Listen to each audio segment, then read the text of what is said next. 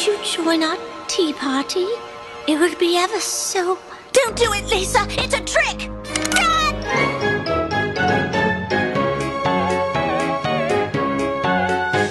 My head begins to jingle most every time I nod, 'cause obviously, quite obviously, I'm odd. Each Christmas I go fishing to catch a Christmas cod, 'cause obviously, quite obviously, I'm odd. It is 5:59 p.m. on Thursday, May 26, 2016, and I am on my way to the ArcLight Hollywood in Hollywood, California to see Alice Through the Looking Glass. I'm some jerk with a camera, and welcome to One Movie Later, where I compare and contrast my preconceptions and postconceptions of movies in theaters now. So, obvious by the choice of movie in this episode, I have opened One Movie Later up beyond just movies about or based on theme parks, because quite frankly, there aren't too many of those running around, and I've opened it up. I may open it up even further in the future, but for now I'm just opening it up to movies based on franchises that have some sort of theme park presence. The very first films that Walt Disney ever made when he founded the company in 1923 were the Alice comedies, where he put a live actress into an animated background. For as long as Walt Disney knew that he wanted to make feature-length animated films, he wanted to do Alice in Wonderland as a feature-length animated film. He didn't actually get to release it until 1951, and it did not do well. It was actually quite a resounding failure for the studio at the time. But it eventually found a cult audience, particularly in 1974, when it was re-released, and it became a huge hit among college students. Read hippies. It's not by any stretch of the imagination a faithful adaptation of Lewis Carroll, but it feels like a faithful adaptation because it's got that same spirit of anarchic, anything can happen, you know, it's got that spirit of wonder, basically, that Wonderland needs so desperately. There's really no plot whatsoever. It's really just a series of vignettes. It's a sketch film. From opening day at Disneyland, there was the Mad Tea Party, an Alice in Wonderland-based spinner ride. 3 years later, in '58, the Alice in Wonderland Dark Ride in Fantasyland, a movie that failed, nonetheless had not one but two attractions at a Disney park. That would never happen today. In 1983, the Dark Ride gets a massive refurbishment, just like everything in Fantasyland got that year. In 1992, when Disneyland Paris opened, there was an opening day attraction called Alice's Curious Labyrinth, which was basically just a hedge maze. Shanghai Disney is the only park in the world that doesn't have the Mad Tea Party. That's been cloned everywhere but Shanghai. The Alice in Wonderland Dark Ride is an Anaheim exclusive. Alice's Curious Labyrinth is being cloned in Shanghai now, so every Disney park in the world, or every Disney resort in the world, has some sort of Alice in Wonderland representation. And then, of course, in 2010 came the live-action, well, quote-unquote live-action remake directed by Tim Burton. I say quote-unquote because a great deal of it was actually CGI. Disney is in the reboot business in the 2010s. And, you know, some of them are better than others. I quite liked their Jungle Book reboot that came out this year. And it all started with the Alice in Wonderland reboot, which is kind of weird because of all the classic stories that everyone knows about that Disney could have rebooted. Alice in Wonderland might be the single worst one suited to a 2010s reboot in particular, because if you haven't noticed, pretty much every blockbuster 2010s movie, except for maybe a couple of Tarantino films, have followed a very, very specific template. On page 5, this has got to happen, and then on page 50, this has got to happen. It's a template that has become as endemic to modern-day screenwriting as verse, chorus, bridge, chorus has become to songwriting. And Alice in Wonderland, in its purest form, like I said, kind of rejects that. It's not ever a story about logic in and of itself, let alone a logical story. It's one of those stories where the story isn't the point. The point is the digressions and the silly places along the way. That's why no two adaptations of it have really been the same. And when the 2010 adaptation came out, it was a big damn hit. It grossed over $1 billion worldwide. It definitely followed in the footsteps of Avatar. It's like, oh, here's another 3D movie that we can get immersed in. And the 3D worked really well for that movie, at least as 3D goes.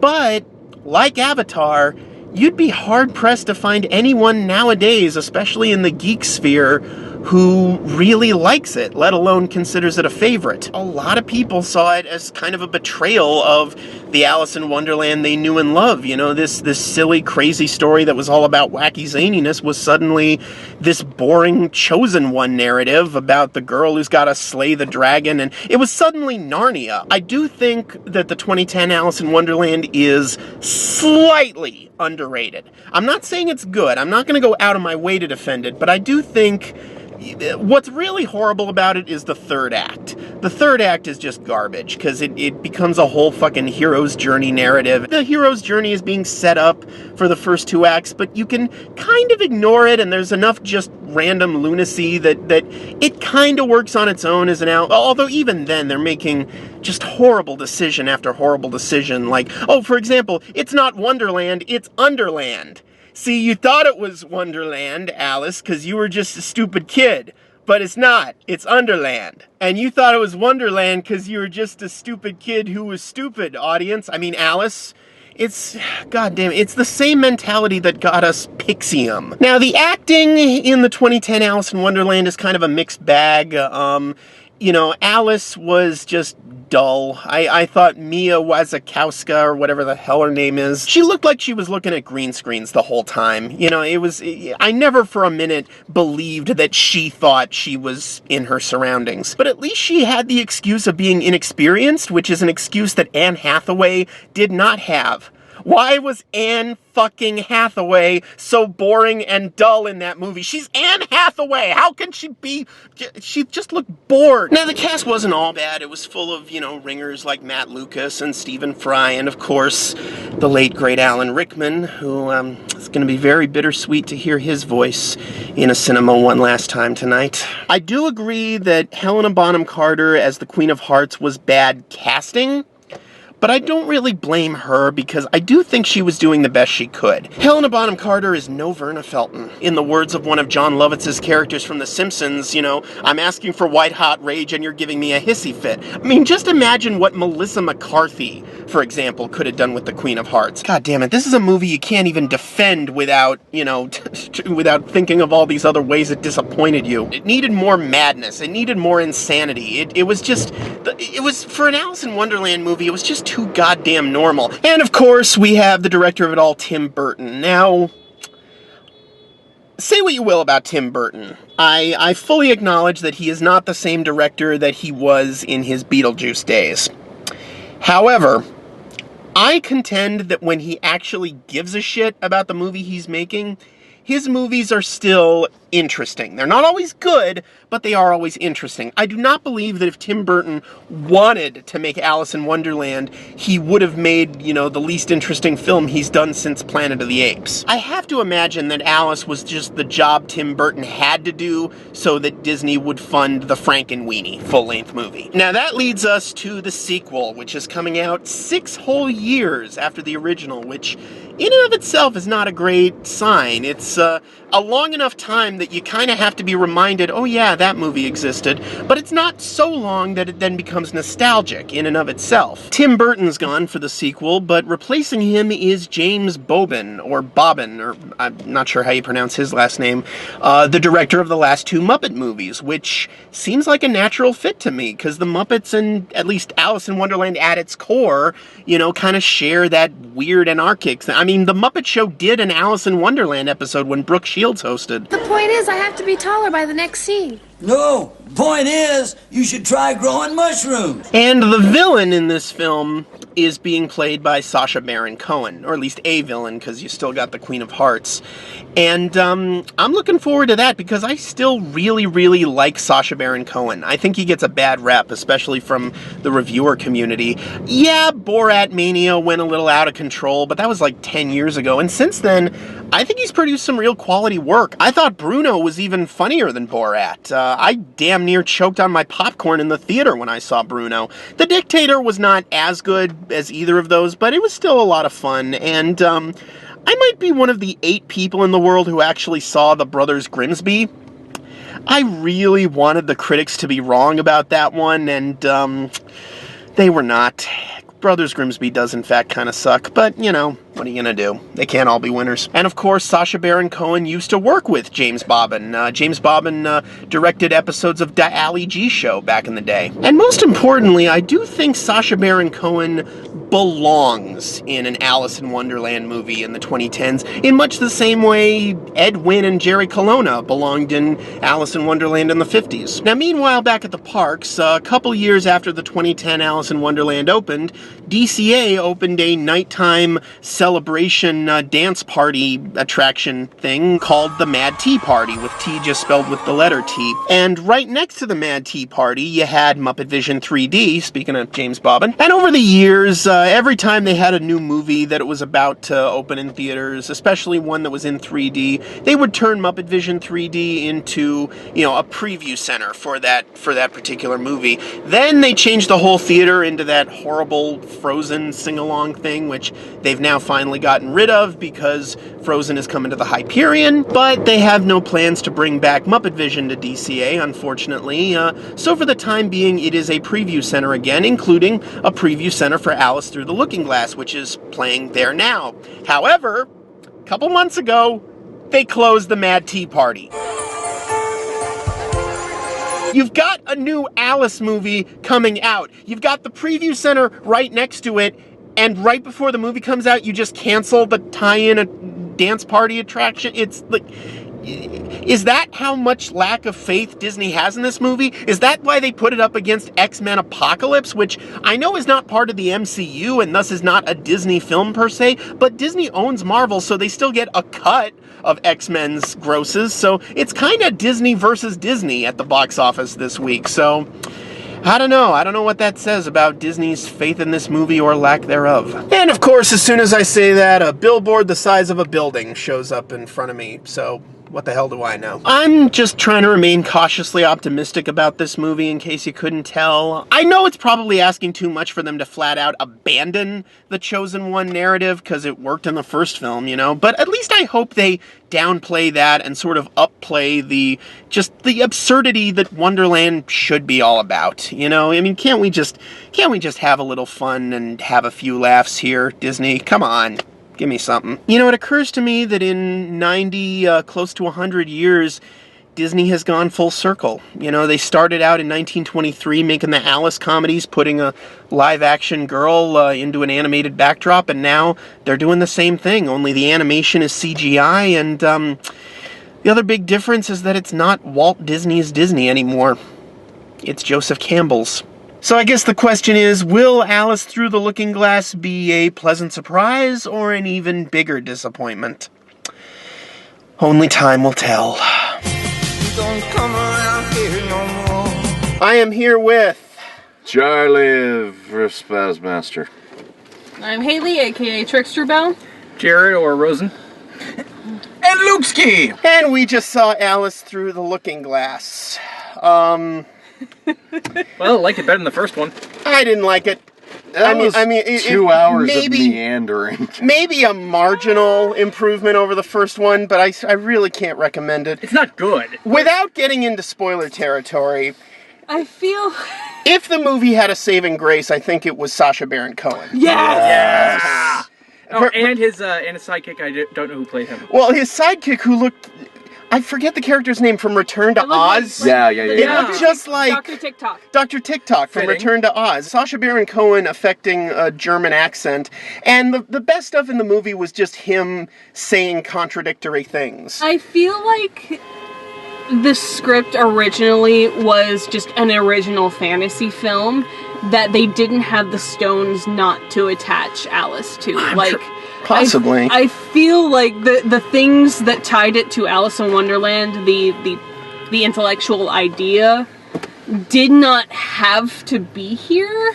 Like, they could have twisted it to be an original fantasy film with Princess Who's Her Name and Humpty-Back Speckledy as instead of the Hatter, and just be some guy, and it would have worked. And in the 80s, with enough cocaine, they would have done that. Has any of us actually read the Alice Through the Looking Glass storybook?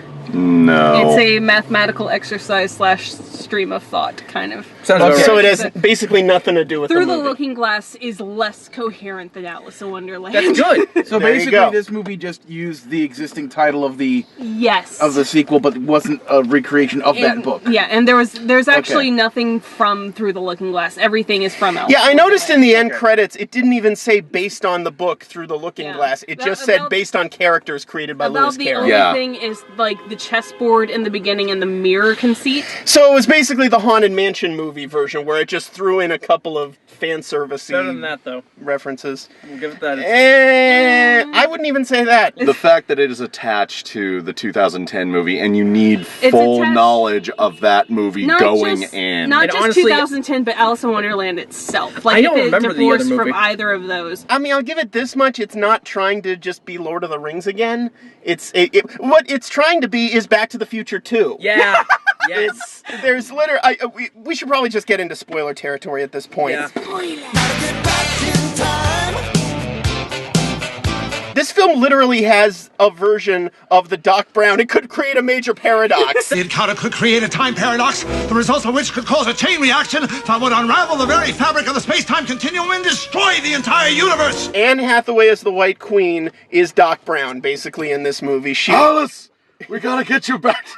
The time machine, which is this fucking centrosphere. What was the it thing called? From, The The Chronosphere. Chronosphere, which Based in- looks like the time machine from the time Time machine, Oh God. only TARDIS. spherical. Hashtag needs more Murlocs. Yeah, and Mixed with the time turner And then- from Harry Potter. kinda, yes, it was kind of like a full-size time turner that you walk into. It turned into a snitch. If your future self meets your past self, you could destroy the universe. Basically. Where have I seen that before? There's even a scene where one time machine kind of bumps another time Yeah. machine, and all I can say So is Back to the gotta- Future, the ride. Yeah, you Because I like that gotta go up to 80 miles per hour and bump him. That's right, bump him. I like that it's like an ocean. Yeah. There were a I lot guess- of interesting visual decisions in this film. But the film was basically a whole lot of just weird. Well, not even weird. It wasn't weird enough to be Alice. The problem is it has so many leaps in logic that I felt like in screenplay form maybe you were just sort of supposed to accept as part of it being the illogical topsy-turvy Alice in Wonderland world. But the film treats it with such deadly gravitas. Exactly. And they always serious. crank up the sad violin music, and it just doesn't work. Even after they established that none of it is real. They established that? I don't know. Yeah, when they It was When they go back to the real world. at the beginning of the second trailer, but in the film it's kind of in the middle there where she goes back to the real world and she's in an insane asylum, which I thought was kind of interesting, but there's not much to it that wasn't already in the trailers. I was getting a strong "My name is Buck and I'm here to fuck" vibe from the Orderly. Oh Yeah. yeah. Textbook case of female hysteria. Fun fact. In Victorian times, hysteria was treated by the first vibrator. It was a woman's disease, and they did that by doing that! Have you seen the movie called Hysteria? No, I have not. There's a movie about that. It's pretty much a full-out comedy, but it's really awesome and interesting. There was a lot of not fun, not vibrator stuff involved in Yeah. mental health in the 19th century, so there's that. Oh, I'm just gonna poke this guy in the butt with his own fucking syringe and then run out and no one's gonna stop That me. looks like a dick and balls. Yeah. If I'm getting a little really Freudian does. here. What was accomplished in this movie? What was accomplished that wasn't accomplished by the end of the first movie? Now her mom's a sailor too. That's Okay. it. Although that was a clever twist that they were the ants in the ant farm. That was, I yeah. genuinely did not see that coming. Yeah, So that for, was for a minute but there, it made- I was like, did they just rip off a gag from UHF? They hate it when you do this. Oh, look! They're really mad now. When that paid off with that being the family, it's like, all right, I forgive him. Yeah.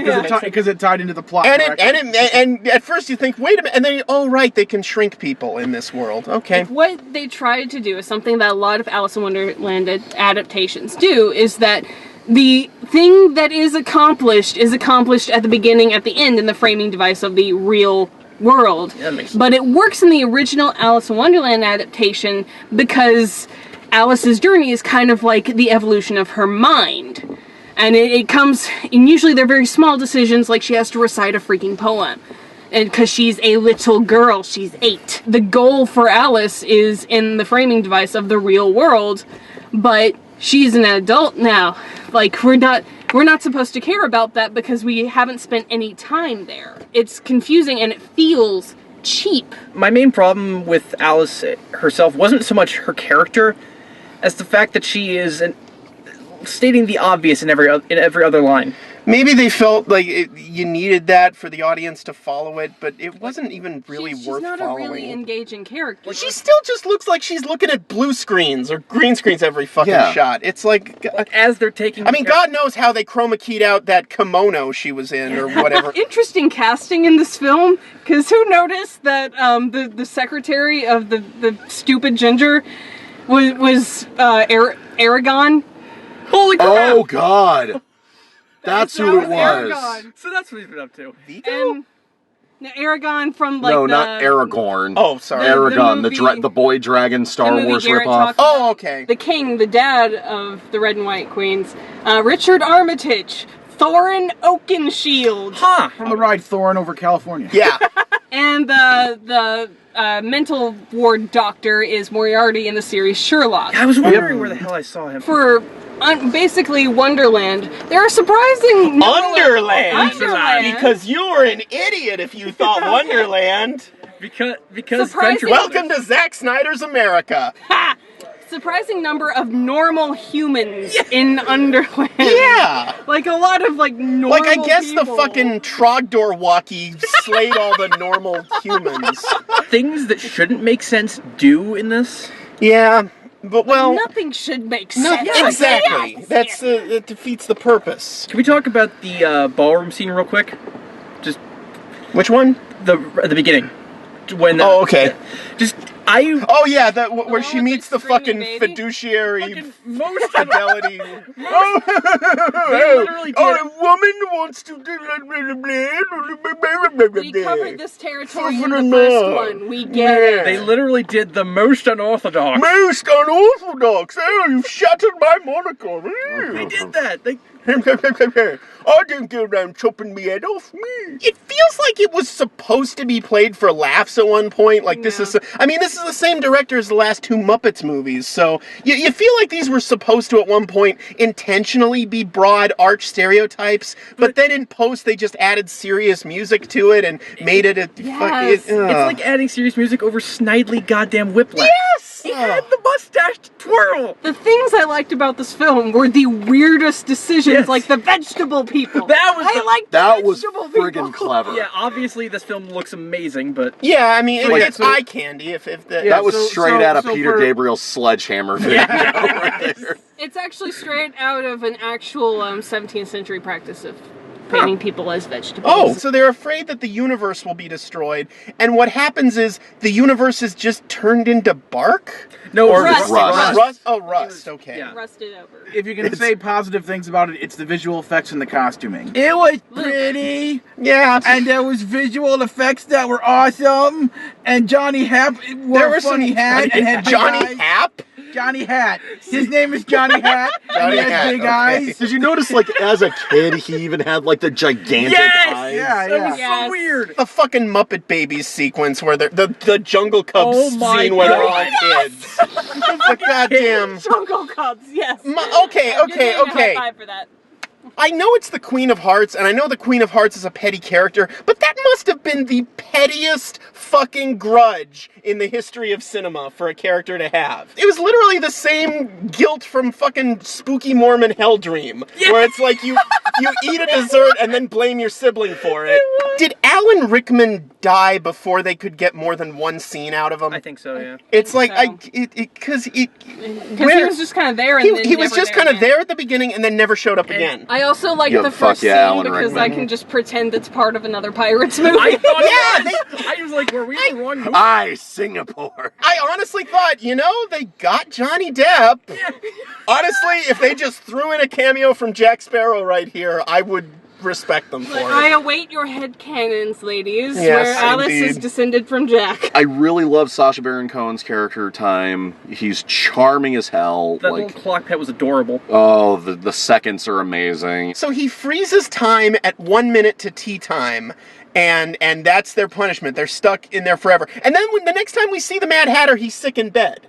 Okay, There was so- a deleted okay, scene okay. there somewhere. The 1 minute to tea time thing, that was before Alice came to Wonderland the first time as a little Underland. girl. Whatever, I'm semantics. So when Alice came as a little girl, that technically fulfilled the requirement. Did it ever say that that's Time when paradoxes it are happened? weird. I don't remember it But- establishing that at all. With time travel movies, I feel like you have to do your best to make everything make sense. Otherwise, there's going to be a But nothing's supposed to make sense. Exactly. This is Yeah, Alice in Alice. Wonderland. This was the one chance a time travel movie had to make no sense whatsoever. And they tried to explain it. If you want to see a time travel movie that makes no sense, see Freebirds. Oh God. Not the worst thing ever, but from a person who's a fan of time travel movies, at some point it's just kind of like, all right, they just didn't care. Yeah, and that's kind of the slogan of this movie. They wanted a sequel, and they kind of just didn't You wanted care. a sequel, you got one. It's 2 hours of meandering that just looks pretty. Yeah. I would have liked this a lot better, and it would have been like a cult hit, like Sleeper, and then make back all your money in downloads. If it had nothing saying Alice on it, if it was like Gertrude the Adventureless, Yeah. we could work with that. But It was just bound to too much, pre-existing mythology that just dragged it. I don't recommend it personally. I mean, maybe if you catch it like on cable someday. Yeah. If I you will like see acid, I will But say it wasn't even that weird. No. It wasn't weird enough to merit. It wasn't weird like, enough drug to be illusion. Alice, and it wasn't normal enough to function as a real story either. I mean, it was just kind of a miasma of meh. It was a hodgepodge of nothing. I mean, if you have to see, we saw it in 2D, so if you have to see it in 3D just to enhance the visuals. Just I don't a even little know bit if that more. would. There wasn't enhance the really visuals that much. anything to the 3D. So now that I've opened up one movie later to beyond just movies explicitly about theme parks, I'd like to introduce a new segment which I like to call What's the Attraction? By the way, that's also the name of a podcast which you can find somewhere on the screen over here. It's probably over his face. Probably, yes. And I got permission from the guys who run that podcast to name this segment that, so... Nice. Thanks, guys. Nice So anyway, advertisement. What's the Attraction is where we take the events of the movie and we try to speculate exactly how they will work this into the parks. Charlie. I guess a simulator in Fantasyland? These don't have to be realistic, keep in mind. Oh. How will they work through the looking glass? Yeah, like every mirror is going to be two-way and people will be able to watch you have sex in the hotel rooms now. And also, every clock will have Sacha Baron Cohen's face on it. The Time character as the host of a new documentary that's fake, where he interviews he could real. Be like the, that would be Get Larry Charles to direct it. It'll be a phenomenon 10 years ago. What's the attraction, Haley? I think a shot-for-shot remake of Back to the Future: The Ride, but with this film. I approve of this. Jared. She took mine, so I was gonna say how it looked a lot like a video game during a lot of scenes. Okay. That's not an attraction. That's not an attraction. Is it going to replace the Starcade then? Yeah. Okay, Luke? In this fairy tale adventure experience, it was very cool to see Humpty, not Humpty Dumpty, but this awesome Humpty Dance t-shirt, which I got at Amoeba Records, for all your Digital Underground t-shirt needs, available in 2XL. The Humpty Dance is your chance to do the hump. Do me, baby. Do the Humpty Hump. Just watch me do the Humpty Hump. Do me, baby. Do the Humpty Hump. Where did you find this guy? Me? I thought you hired him. We are recording this, right? Use your imagination and you'll understand. It's an adventure in Wonderland. Every day is something new with music, rhyme, and a dance or two. It's a curious place with a wonderful crew, and you're never quite sure what they will do. Use your imagination, you'll understand. Hey. What? Okay. Do what you like. Understand? Yeah. Are you doing what you like? Yeah. We here at Some Drink with a Camera thoroughly encourage you to just grab them in the biscuits.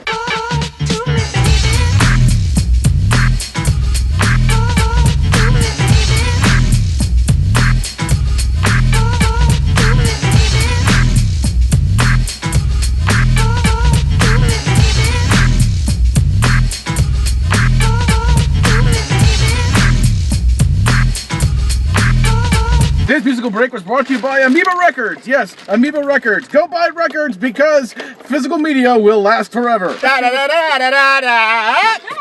I knew I should have done the muffin show instead.